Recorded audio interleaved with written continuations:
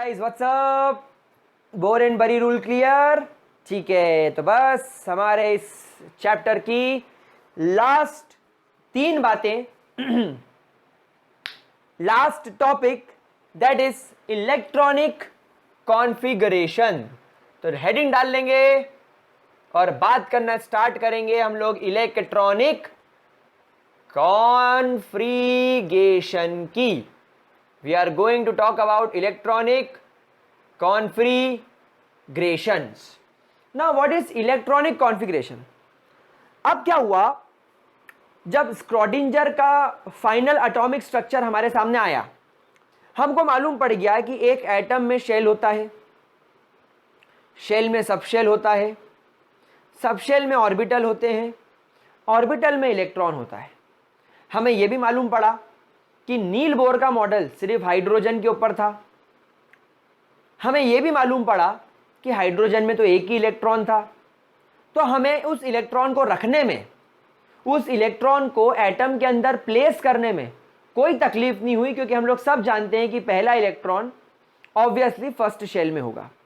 तकलीफ कहाँ से आनी चालू हुई, जब हमें यह मालूम पड़ा कि हमारे पास दुनिया में बहुत सारे अलग अलग टाइप के एलिमेंट्स होते हैं। कुल 118 एलिमेंट्स होते हैं जिनमें मल्टीपल इलेक्ट्रॉन्स होते हैं, मतलब एक से ज़्यादा इलेक्ट्रॉन होते हैं। फॉर एग्जांपल सोडियम में 11 इलेक्ट्रॉन होते हैं, क्लोरीन में 17 इलेक्ट्रॉन होते हैं, गोल्ड में 97 इलेक्ट्रॉन्स होते हैं, लाइकवाइज। तो अब हम लोगों के सामने जैसे फॉर एग्जाम्पल ऑक्सीजन में 8 इलेक्ट्रॉन्स होते हैं, तो इन 8 इलेक्ट्रॉन्स को रखे कैसे, हमें यह कैसे मालूम पड़ेगा कि 8 इलेक्ट्रॉन्स रखे कैसे जाए। समझ में आ रही बात आपको? तो अब हमारे पास में ये बहुत बड़ा सवाल आता है कि इन मल्टीपल इलेक्ट्रॉन्स एटम्स के अंदर इलेक्ट्रॉन्स, मतलब इन मल्टीपल इलेक्ट्रॉन्स वाले एटम के अंदर इन इलेक्ट्रॉन्स की प्लेसमेंट कैसी की जाए। तो electronic configuration is nothing but the placement, it is nothing but the placement of electrons in an atom. एक एटम के अंदर इलेक्ट्रॉन को किस प्रकार प्लेस किया जाता है, किस तरह से प्लेस किया जाता है, and that is called as electronic configuration. Are we clear with it? क्या हमें इसके अंदर किसी भी तरीके की कोई भी परेशानी? ठीक है, तो गाइस इलेक्ट्रॉनिक कॉन्फ़िगरेशन पढ़ने से पहले एक बात जो आपने बहुत पहले प्रीवियसली डिस्कस कर ली है मेरे साथ, वो आप लोग प्लीज ध्यान रखेंगे कि इन एन ऑर्बिटल, दुनिया में कोई भी ऑर्बिटल हो, 2 इलेक्ट्रॉन कैन बी एकोमोडेटेड। सिर्फ और सिर्फ 2 इलेक्ट्रॉन्स ही एकोमोडेट किए जा सकते हैं। एक ऑर्बिटल के अंदर मात्र 2 इलेक्ट्रॉन आ सकते हैं, 2 इलेक्ट्रॉन से ज्यादा इलेक्ट्रॉन नहीं आएगा। क्या ये बात समझ में आ गई? भले ही 1s हो, 2s हो, 2px हो, 2py हो, 2pz हो, कोई भी इंडिविजुअल ऑर्बिटल के अंदर मैक्सिमम कितने इलेक्ट्रॉन्स आ सकते हैं? 2 इलेक्ट्रॉन आ सकते हैं। एक बात हम लोग पिछली क्लास में अभी अभी पढ़कर आए हैं कि कुछ भी हो जाए, px, py और pz ऑर्बिटल्स की एनर्जी हमेशा सेम होती है। हम लोग किसकी बात कर रहे हैं? एनर्जीज की। हम लोग ये भी जानते हैं dxy, dyz, dzx, dx square minus Y square और dz स्क्वायर, इन सब की एनर्जीज भी बराबर होती है। सिमिलरली हम लोग ध्यान रखेंगे कि जो f ऑर्बिटल्स होता है बेटा, f ऑर्बिटल्स में कितने ऑर्बिटल होते हैं? Total 7 orbitals. हम लोगों ने उनके नाम डिस्कस नहीं करे क्योंकि हमको उतना ज़्यादा डिटेल में जाने की जरूरत नहीं है, लेकिन ये बात हमें पता होनी चाहिए कि जैसे p ऑर्बिटल में, जैसे कि फॉर एग्जांपल जो p ऑर्बिटल्स है कितने टाइप के हैं? 1 2 3। d ऑर्बिटल कितने टाइप के हैं? 1 2 3 4 5। ठीक उसी तरह f ऑर्बिटल 7 टाइप के होते हैं एंड सभी की एनर्जी इक्वल होती है, and all of them have equal energy. मतलब ये भी क्या होते हैं? डीजेनरेटेड होते हैं। क्या ये बात समझ में आ रही है मेरे प्यारे बच्चों को? क्या इसके अंदर कोई भी डाउट? एक बात और आप लोग ध्यान रखेंगे कि बच्चों कोई भी ऑर्बिटल हो, हम लोग इन ऑर्बिटल को रिप्रेजेंट करेंगे। हम इन ऑर्बिटल को रिप्रेजेंट कैसे करेंगे? How we can represent an orbital? आप एक ऑर्बिटल को दो तरीके से रिप्रेजेंट कर सकते हैं। पहला, bye their name, directly by writing their name. कैसे? 1s, 2s, 2px, 2py, 2pz, जैसा अभी तक हम लोग करते आए हैं। एंड दूसरा, by making a square box. आप क्या करेंगे? आप स्क्वायर बॉक्स बनाएंगे। अच्छा, यहां पर आप लोगों को जब इन ऑर्बिटल्स को रखेंगे तो आपको यहां पर एनर्जी के हिसाब से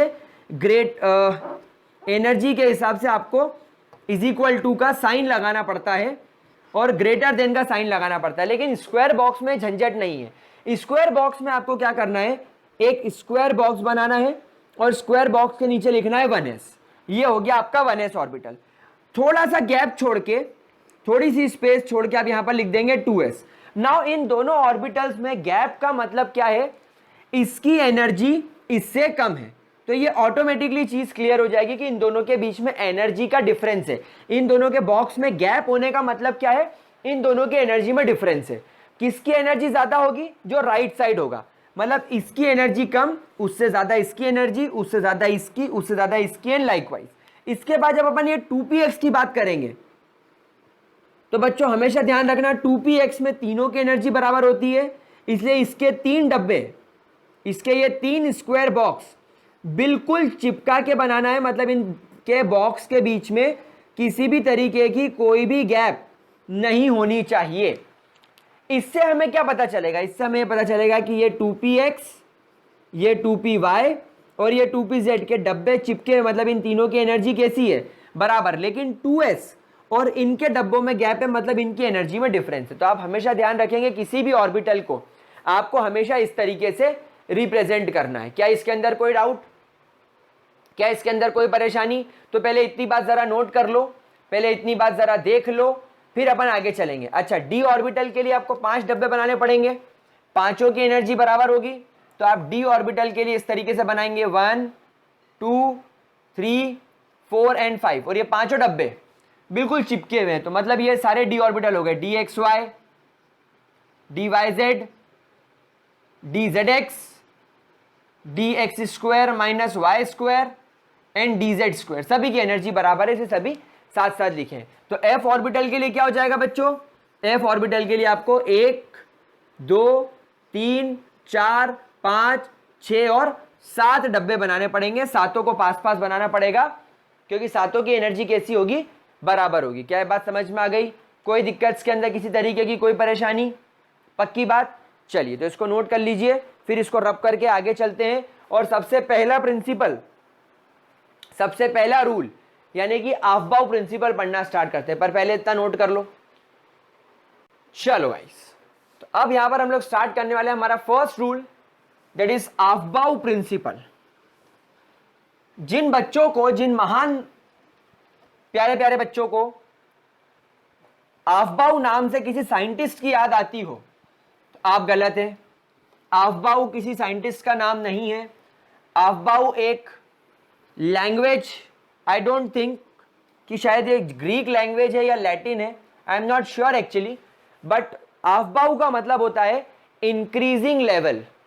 आफ्बाउ प्रिंसिपल, आफ्बाउ वर्ड का मतलब क्या होता है? This aufbau means increasing in energy level या increasing in level, increase in level. Aufbau का मतलब क्या होता है? लेवल का बढ़ना। जैसे फॉर एग्जांपल, मैंने जो पिछले सेशन में वीडियोस अपलोड करे थे और अब इस सेशन में जो वीडियोस अपलोड कर रहा हूं उसकी क्वालिटी में चेंज है। कैसे? पहले मैं मोबाइल से शूट करता था, अब मैं DSLR से शूट कर रहा हूं, लेवल अपग्रेड हो गया। पहले मैं फालतू के माइक में, वो जो ईयरफोन वाले माइक होते हैं उससे रिकॉर्ड करता था, मेरे पास एक्सक्लूसिव एक प्रॉपर माइक है, ऑडियो साउंड में इंप्रूवमेंट हो गया। पहले मैं कुछ तो भी कपड़ों में शूट करता था, कभी शर्ट पहन रहा हूँ कभी टी शर्ट, अब मैं ऑथेंटिक ग्रेविटी की टी शर्ट में शूट कर रहा हूँ, लेवल अपग्रेड करा। पहले मैं अच्छा पढ़ाता था, अब मैं थोड़ा और अच्छा पढ़ा रहा हूँ, लेवल में अपग्रेड हो गया। तो यहां पर क्या हुआ? लेवल बढ़ रहा है। अब इसके बाद जब ये चैप्टर अपलोड किया जाएगा नेक्स्ट सेशन में, तो हो सकता है कि वो स्कूल लेवल को हमने इतना डिटेल में पढ़ लिया है, इतना बेहतरीन बेसिक बना लिया है कि अब आप लोग शायद जेई और नीट लेवल पे जा सकते, तो अगर हो सकता है मैं अगला जो अब अगली बार जब ये चैप्टर बनाऊं तो ये जेई और नीट के लेवल पे बनाऊं, कोटा लेवल पे बनाऊं, बिना पैसे खर्च करे जेई में आप जेई और नीट जैसी एग्जाम में आप टॉप कर जाओ उसके लिए बनाऊं, तो ऐसा भी हो सकता है। तो क्या होगा, हर साल लेवल में इंक्रीज हो रहा है, दैट इज अफबाउ, लेवल बढ़ना। तो अफबाउ प्रिंसिपल क्या कहता है, ध्यान से सुनेंगे, कि आपके पास एक होटल है, वेरी गुड, क्या बोला मैंने, आपके पास में एक होटल है, ये मैंने होटल बना दी, अच्छी बड़ी होटल आपने चूज करी। होटल में घुसते ही, ये होटल का एंट्री गेट है, होटल में घुसते ही आपको यहां पर पहला फ्लोर दिख रहा है, सीढ़ी से चढ़ के दूसरे फ्लोर पे गए, सीढ़ी से चढ़ के तीसरे फ्लोर पर गए, सीढ़ी से चढ़ के चौथे फ्लोर पर गए, पांचवें फ्लोर पर गए, लाइकवाइज। एक शादी है आपके घर में, अब आपके कुछ गेस्ट आए, होटल में अंदर घुसे, आपके पास कुल मिला के लेट से 20 गेस्ट आने वाले हैं, या चलो आपके पास में कुल मिला के 30 लोग आने वाले हैं, 30 गेस्ट आपके आने वाले हैं। पहले 2 गेस्ट आ गए, पहला कपल आ गया, आपने क्या करा, आपको उन्हें रुकाना है, आपको इस होटल में उन्हें रुकाना है। आपने देखा फर्स्ट फ्लोर पर सिर्फ एक ही फ्लोर है, सिर्फ एक ही कमरा है, और उस कमरे में एक ही बेड है। आई रिपीट, फर्स्ट फ्लोर पर एक ही कमरा है और एक कमरे में एक ही बेड है। आई रिपीट, फ्लोर के अंदर रूम और रूम के अंदर बेड। फर्स्ट फ्लोर पर एक ही कमरा है और उसमें एक ही बेड है, और एक बेड पर टोटल 2 लोग रेस्ट कर सकते हैं, 2 लोग रेस्ट कर सकते हैं। तो ये आपको कुछ जानी पहचानी बात नहीं लग रही है क्या, ये आपको कुछ जाना पहचाना नहीं लग रहा है? फर्स्ट फ्लोर यानी फर्स्ट प्रिंसिपल क्वांटम नंबर, यानी कि फर्स्ट शेल के अंदर सिर्फ s नाम का सब शेल है, और s सब शेल के अंदर सिर्फ s ऑर्बिटल है, जिसके अंदर सिर्फ 2 इलेक्ट्रॉन रह सकते हैं। तो जब सबसे पहले गेस्ट आएंगे, आप उन्हें बोलेंगे कि आओ और सीधे छत पे चले जाओ 5वें फ्लोर पर, ऐसा बोलोगे क्या?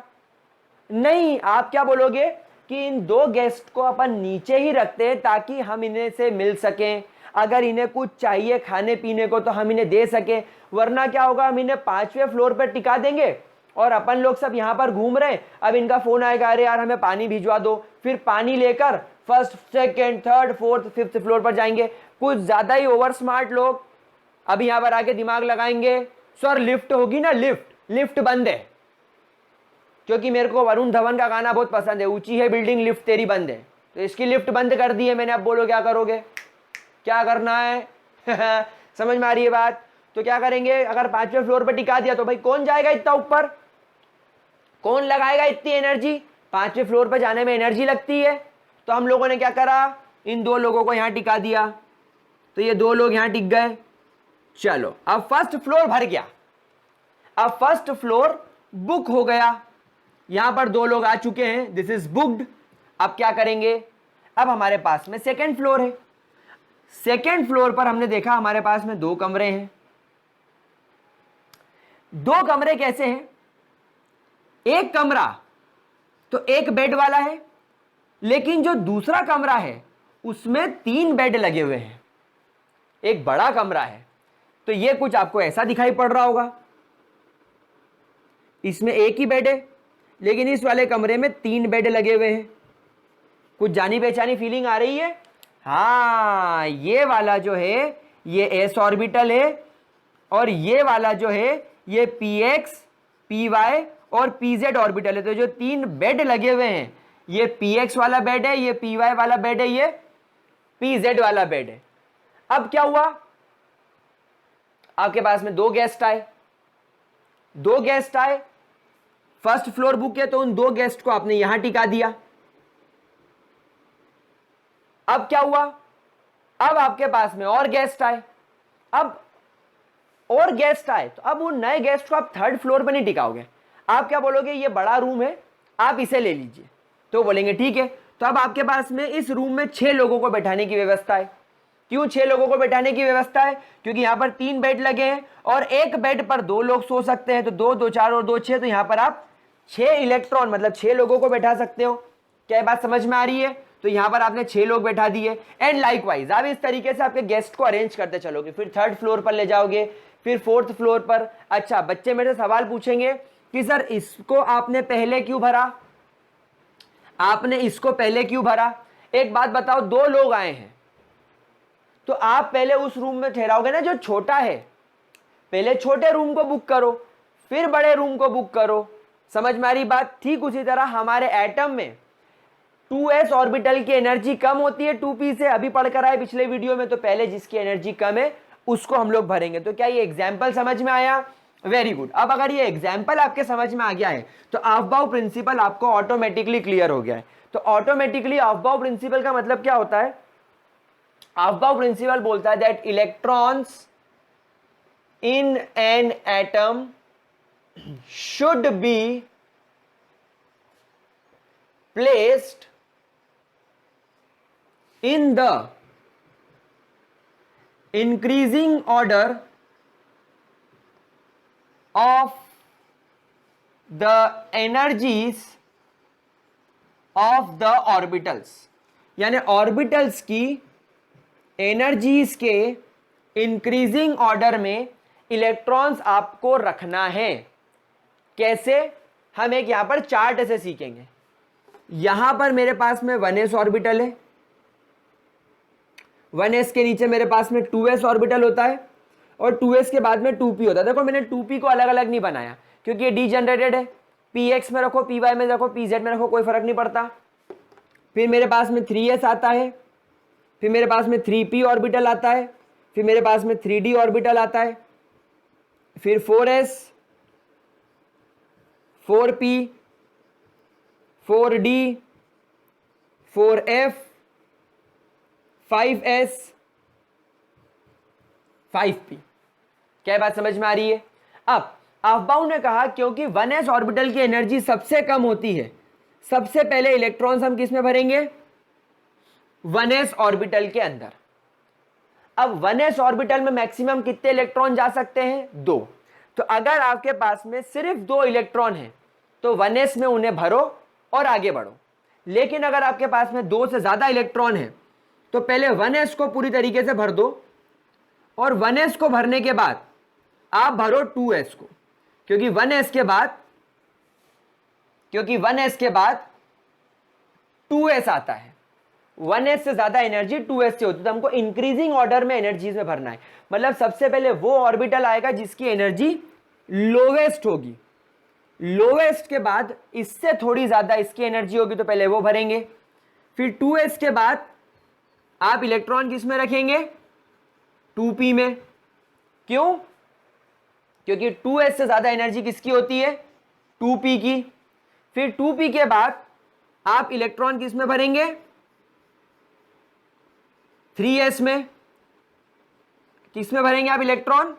3s में, क्योंकि इससे ज्यादा एनर्जी 3s की होती है। हम ऑलरेडी बोर एंड बरी रूल में सीखकर आ चुके हैं। फिर इसके बाद आप किस में इलेक्ट्रॉन भरेंगे? 3p के अंदर। तो 3s के बाद आ जाएगा 3p। 3p के बाद अब अगला इलेक्ट्रॉन किस में भरेंगे आप?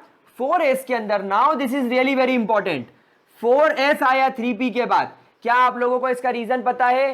बोर एंड बरी rule, n+l rule, n+l rule के हिसाब से आपको यहां पर काम करना है। 4s के बाद आप इलेक्ट्रॉन 4p में नहीं रखेंगे, आप इलेक्ट्रॉन रखेंगे 3d के अंदर। मतलब 4s के बाद कौन आया? 3d। कारण क्या है इस चीज का कि 4s के बाद 3d में इलेक्ट्रॉन भरा गया? बोर एंड बरी रूल, n+l के हिसाब से इसकी वैल्यू 5 आती है, n+l के हिसाब से इसकी वैल्यू 4 आती है। तो 4s की एनर्जी 3d से कम होती है।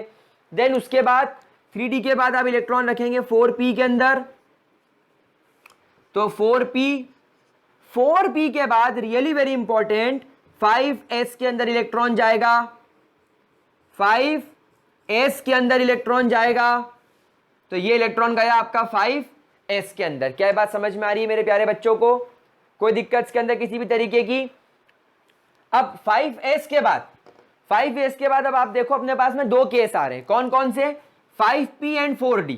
तो बेटा 4d में principal quantum number 4 and d का अजीमुथल क्वांटम नंबर 2 यानी कि 6 एंड 5p का principal quantum number 5 azimuthal quantum number 1 यानी कि 6। नाउ गाइस दोनों का n प्लस एल का वैल्यू 6 आ रहा है, लेकिन इसका प्रिंसिपल क्वांटम नंबर छोटा है और इसका प्रिंसिपल क्वांटम नंबर बड़ा है, मतलब कि ज्यादा एनर्जी किसकी? 5p की। तो पहले इलेक्ट्रॉन किसमें? पहले इलेक्ट्रॉन 4d में, कारण कम एनर्जी से ज्यादा की ओर बढ़ेंगे। तो 4p के बाद 5s और 5s के बाद 4d और 4d के बाद फिर 5p। क्या ये बात समझ पा रहे हो? क्या आपके खोपड़ैया में बात घुसत रहेली? बोलो हाँ, ठीक है। अब 4f और 6s, भाई 5p के बाद आप देखो, आप हर जगह ऑब्जर्व कर रहे हो 2p के बाद 3s में घुसा जा रहा है, 3p के बाद 4s में घुसा जा रहा है, 4p के बाद 5s में घुसा जा रहा है। तो कहीं ऐसा तो नहीं कि 5p के बाद 6s में घुसा चाहिए? तो अपन 6s को एक बार ऑब्जर्व कर लेते हैं। Principal quantum number 6, azimuthal quantum number 0, 6। Aufbau के हिसाब से f ऑर्बिटल में azimuthal quantum number 3, principal quantum number 4, 4 plus 3 7। अच्छा, इसका मतलब यह है कि हमारा 4f ऑर्बिटल का n प्लस एल 7 होता है और 6s का n प्लस एल 6 होता है। इसका मतलब क्या है? इसका मतलब यह है कि 4f के मुकाबले 6s की एनर्जी कम है। गड़बड़। तो 6s में इलेक्ट्रॉन जाएगा और 6s के बाद फिर 4f में जाएगा। तो 5p के बाद 6s, 6s के बाद 4f और 4f के बाद फिर 6p में जाएगा। क्या ये बात समझ में आ रही है? तो देखो बच्चों, ये अफबाउ प्रिंसिपल का चार्ट हम लोगों ने बनाया है। ये अफबाउ प्रिंसिपल हमें बस ये कहता है कि इस ऑर्डर में आपको इलेक्ट्रॉन भरना है, जितने इलेक्ट्रॉन हो इस ऑर्डर में भरते चलो। समझ में आ रही है बात? तो सबसे पहले इलेक्ट्रॉन किस में? 1s में, 1s के बाद 2s में, 2s के बाद 2p में, 2p के बाद 3s, 3s के बाद 3p, 3p के बाद 4s, 4s के बाद 3d, 3d के बाद 4p, 4p के बाद 5s, 5s के बाद 4d, 4d के बाद 5p, 5p के बाद 6s, 6s के बाद 4f और 4f के बाद 5d, 4f के बाद फिर 5d, 4f के बाद, अरे अपन ने गलत लिख दिया है पर, सॉरी, 4f के बाद फिर आएगा 5d। ठीक है ना? तो बच्चों हमेशा ध्यान रखना इस तरीके से, और 5d के बाद फिर आएगा आपका 6s। ठीक है ना? लाइकवाइज। तो बच्चों हमेशा ध्यान रखना, कभी भी कंफ्यूजन हो तो n प्लस एल रूल लगा के देख लेना, n प्लस एल रूल लगाकर देख लेना। जिसके n प्लस एल की वैल्यू ज्यादा आएगी उसकी एनर्जी ज्यादा है, मतलब उसको बाद में भरना है। जिसके n प्लस एल की वैल्यू कम आए मतलब उसकी एनर्जी कम है, मतलब उसको पहले भरना है। अगर दो का n प्लस एल बराबर आ जाए तो जिसका प्रिंसिपल क्वांटम नंबर छोटा है उसको पहले भरना है, क्योंकि उसकी एनर्जी कम है। समझ में आ रही बात? तो हम लोगों को इलेक्ट्रॉन्स कैसे रखना है एक एटम में? In the increasing order of their energies. पहले हम उसमें इलेक्ट्रॉन रखेंगे जिसमें एनर्जी कम है, फिर हम उसमें इलेक्ट्रॉन रखेंगे जिसमें एनर्जी ज्यादा है। बोलो समझ में आई बात? तो this is your Aufbau principle. हाँ, नोट करेंगे, इसको रब करेंगे और आगे चलेंगे Pauli exclusion and Hund's rule की तरफ। Note it down. हो गया? चलो, तो now we are talking about Hund's rule. अगला रूल हुंस रूल। अब अगर आप सोच रहे हो हुंस का भी कोई मतलब है तो आप गलत सोच रहे हो। हुंस किसी का नाम है, हुंस एक साइंटिस्ट है। ठीक है? तो now we are talking about Hund's rule. Hund's rule. Hund's ने हमें एक बात बोली कि जो आपने अफबाउ प्रिंसिपल में सीखा वो बिल्कुल सही सीखा कि पहले इलेक्ट्रॉन आप 1s में रखें, 1s भर जाए तो 2s में रखें, 2s भर जाए तो 2p में रखें। लेकिन आप एक बात सोचें कि 2p ऑर्बिटल तो एक डीजनरेटेड ऑर्बिटल है, तो डीजनरेटेड ऑर्बिटल में px, py और pz की एनर्जी बराबर है, तो उन्हें भरा कैसे जाए? समझ में आ रही बात आपको? तो यहां पर हुंस ने हमें क्या बोला? हुंस ने हमें बोला that when electrons are placed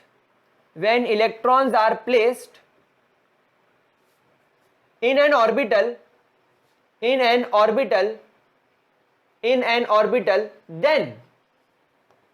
the orbital should be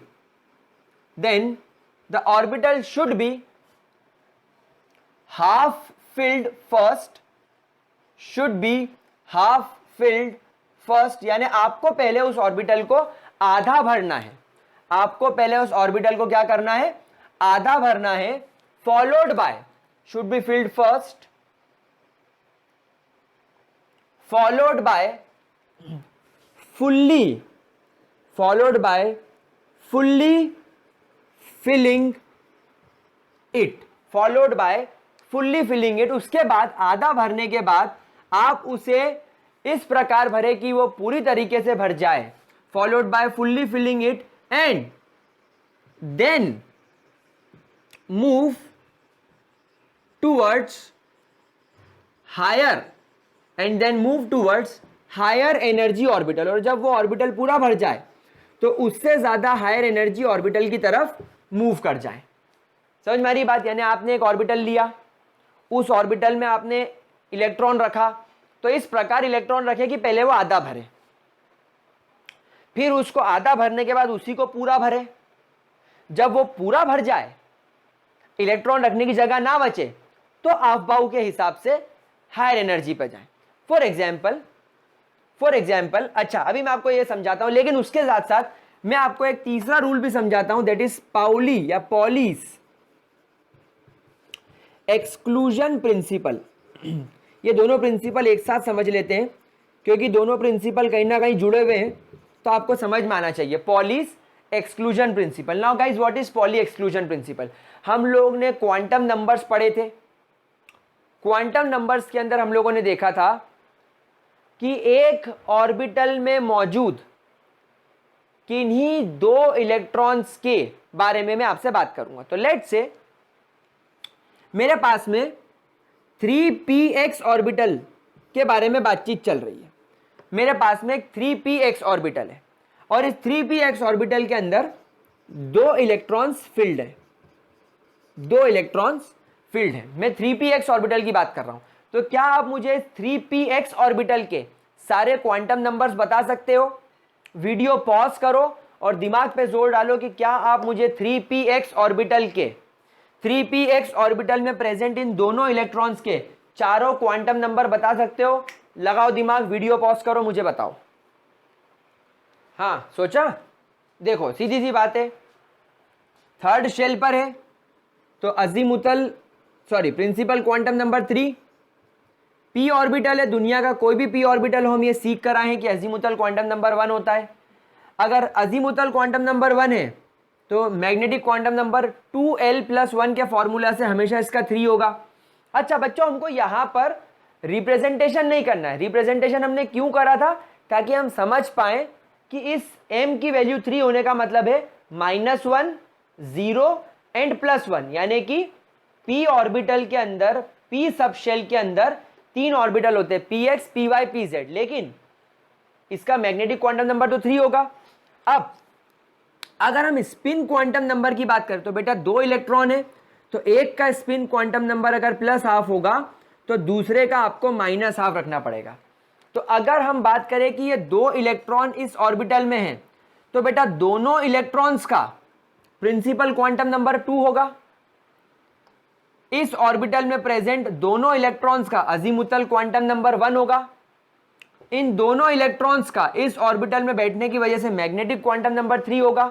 लेकिन एक इलेक्ट्रॉन का स्पिन प्लस हाफ होगा तो दूसरे इलेक्ट्रॉन का स्पिन माइनस हाफ होगा। तो पॉली एक्सक्लूजन प्रिंसिपल का यह कहना है कि एक ऑर्बिटल में बैठे दो इलेक्ट्रॉन्स के भले ही प्रिंसिपल, अजीमुथल और मैग्नेटिक क्वांटम नंबर सेम हो जाएं, लेकिन चौथा क्वांटम नंबर यानी स्पिन क्वांटम नंबर कभी सेम नहीं होगा। क्या ये बात समझ में आ रही है? तो पॉली एक्सक्लूजन प्रिंसिपल क्या कहता है? That an no two electrons in an orbital, no two electrons in an orbital have all four quantum number with same values, no two electrons in an orbital have all the four quantum number, have all the four same quantum number, have all the four same quantum number, यानी कि किसी भी orbital में मौजूद दो electrons के चारों quantum number की वैल्यू सेम कभी नहीं होगी। They should have at least different spin quantum number, they should have at least different spin quantum number। मतलब भले ही तीन क्वांटम नंबर सेम हो जाए, चौथा क्वांटम नंबर इसका हमेशा क्या होगा? डिफरेंट होगा। क्या ये बात समझ में आ रही है? क्या आपको पॉली एक्सक्लूजन प्रिंसिपल समझ में आया? क्या आपको हुंड्स रूल समझ में आया? हुंड्स रूल ने क्या बोला कि पहले एक ऑर्बिटल को आधा भरो, आधा भरने के बाद उसको पूरा भरो, और जब वो पूरा भर जाए तो अगले एनर्जी लेवल पर, हायर एनर्जी लेवल पर जो ऑर्बिटल है उसे भरो। ये हाफ फिल्ड और फुल्ली फिल्ड उन्होंने क्यों बोला? क्योंकि इनका फोकस डीजेनरेटेड ऑर्बिटल्स पे था, वो मैं अभी आपको सिखाऊंगा। और पॉली ने क्या बोला? पॉली ने बोला कि अगर किसी भी एक ऑर्बिटल में दो के दो इलेक्ट्रॉन भरे हुए हैं तो उन दोनों इलेक्ट्रॉन्स का प्रिंसिपल, अजीमुथल और मैग्नेटिक क्वांटम नंबर तो भले ही सेम हो जाएगा, स्पिन क्वांटम नंबर कभी सेम नहीं होगा। तो अब इन दोनों रूल्स को मिलाकर मैं आपको एक एग्जाम्पल कराता हूं जिससे आपको सारी चीजें क्लियर हो जाएगी। वैसे आपको प्रिंसिपल क्वांटम नंबर, मैग्नेटिक और अजीमुथल तो सेम ही मिलेगा एक ऑर्बिटल का। नाउ मैं आपको पहले ही सिखा चुका हूं कि आप लोगों को अगर एटॉमिक ऑर्बिटल बनाना है तो आप उसे इस तरीके के स्क्वायर बॉक्स के अंदर बनाइए ताकि आप लोगों को एनर्जीज के बीच का जो डिफरेंस है वो पता चल सके। अब आपके सामने मैंने ये जो ऑर्बिटल्स बनाए हैं, मैं अभी इनको नाम भी दूंगा। ये देखिए, ये मैंने ऑर्बिटल बनाए, ठीक है, सारे स्क्वायर बॉक्स हैं। मैंने इनको इनके एनर्जी के हिसाब से बनाया है। ये 1s, 1s से ज़्यादा एनर्जी 2s की, 2s से ज़्यादा एनर्जी 2px, 2py, 2pz की, फिर ये 3s, ये 3px, ये 3py, ये 3pz, ये 4s, फिर ये 3dxy, 3dyz, 3dzx, 3dx square minus Y square and 3dz square. आप देख सकते हो बिल्कुल मैंने ये जो ऑर्बिटल्स बनाए हैं ये सब अफबाउ प्रिंसिपल को फोकस करके बनाए हैं। 1s, 2s, 2p, 3s, 3p, 4s, 3d। मैंने नील बोर एंड बरी रूल को भी ध्यान में रखा है। डीजेनरेटेड ऑर्बिटल्स के डब्बों को एक साथ बनाया क्योंकि इनकी एनर्जी सेम है, इन दोनों की एनर्जीज डिफरेंट है, इसलिए इनको मैंने अलग अलग बनाया। नाउ बोर एंड बरी ये सब समझने के बाद हुंड्स रूल की बात करते हैं। हुंड्स ने बोला कि अगर आपको इलेक्ट्रॉन्स रखने, फॉर एग्जांपल आपको इन डब्बों के अंदर टोटल 27 इलेक्ट्रॉन्स रखने, चलो हमको कितने इलेक्ट्रॉन्स रखने? 27 इलेक्ट्रॉन्स। तो आप किस प्रकार रखोगे? तो सबसे पहले अफबाउ के हिसाब से 1s में इलेक्ट्रॉन रखेंगे, तो हम 1s में जाएंगे। हुंड्स ने भी यही बोला, इंक्रीजिंग ऑर्डर में एनर्जीज के हिसाब से रखो, लेकिन पहले एक ऑर्बिटल को हाफ फिल्ड करो। तो मैंने ये जो एरो का साइन लगाया, दिस एरो मींस इलेक्ट्रॉन। अब ये एरो का साइन कहां से आया? पॉली एक्सक्लूजन प्रिंसिपल से। क्वांटम नंबर के हिसाब से। पॉली ने क्या बोला कि एक ऑर्बिटल में मौजूद दोनों इलेक्ट्रॉन्स के चारों क्वांटम नंबर कभी सेम नहीं होंगे। No two electrons in an orbital have all the 4 quantum number same, या all the values of 4 quantum number same. यानी कि इस ऑर्बिटल में मौजूद दो इलेक्ट्रॉन का प्रिंसिपल, अजीमुथल और मैग्नेटिक सेम होगा, नो डाउट, वो हर ऑर्बिटल का होता है, लेकिन स्पिन फर्क होगा। तो पहला इलेक्ट्रॉन ऐसा रखूंगा तो दूसरा इलेक्ट्रॉन मुझे ऐसा रखना पड़ेगा, which shows different spin quantum number. इन दोनों के क्वांटम नंबर में ये आपको क्या बताएगा, डिफरेंस बताएगा। दोनों के क्वांटम नंबर में डिफरेंस है। अगर एक क्लॉकवाइज है तो दूसरा एंटी क्लॉकवाइज है, एक का स्पिन प्लस हाफ है तो दूसरे का माइनस हाफ है। तो ये आपका इलेक्ट्रॉन फील्ड हो गया। अच्छा, मैंने भरा भी कैसे, पहले मैंने एक इलेक्ट्रॉन बनाया तो हुंस ने कहा पहले ऑर्बिटल को हाफ फील्ड करो, फिर उसको फुल्ली फील्ड करो, ये पूरी तरीके से भर जाए, एक ऑर्बिटल में 2 इलेक्ट्रॉन हो सकते हैं, तो अगले शेल पर जाओ, अगले शेल में भी एक इलेक्ट्रॉन रखो, आधा भरा, पूरा भरा, ये दोनों ऑर्बिटल्स पूरी तरीके से भर गए। हाफ बाउ भी फॉलो हो रहा है, पहले लोअर एनर्जी लेवल फिर हायर एनर्जी लेवल पर गए। हुंस भी फॉलो हो रहा है, पहले आधा भरा फिर पूरा भरा। और पॉली भी फॉलो हो रहा है, एक का स्पिन क्लॉक एक का स्पिन एंटी क्लॉक, यानी कि spin quantum number same. Now हुंस ने इसके बारे में बोला। इसमें क्या ध्यान देना है बच्चों, इसमें हमेशा यह ध्यान देना है कि अगर आपको इस ऑर्बिटल को भरना है और आपके पास में सफिशिएंट अमाउंट में इलेक्ट्रॉन है, फॉर एग्जाम्पल अभी आपको 27 नहीं, आपको सिर्फ 5 इलेक्ट्रॉन भरने हैं, अभी 27 इलेक्ट्रॉन भूल जाओ, 5 इलेक्ट्रॉन भरने, तो नो डाउट अगला इलेक्ट्रॉन इस p ऑर्बिटल में आएगा और हमारा मामला खत्म हो जाएगा। बस ये बन गया आपका इलेक्ट्रॉनिक कॉन्फ़िगरेशन। 1s में 2 इलेक्ट्रॉन, 2s में 2 इलेक्ट्रॉन और 2p के अंदर 1 इलेक्ट्रॉन, या 2px के अंदर 1 इलेक्ट्रॉन, कुछ भी बोल सकते हो। क्या इतनी बात समझ में आ रही है? लेकिन अगर आप लोगों को 7 इलेक्ट्रॉन्स भरने हो तो बच्चों 5 इलेक्ट्रॉन तो आप ऐसे भरोगे, छठा इलेक्ट्रॉन कहां आएगा?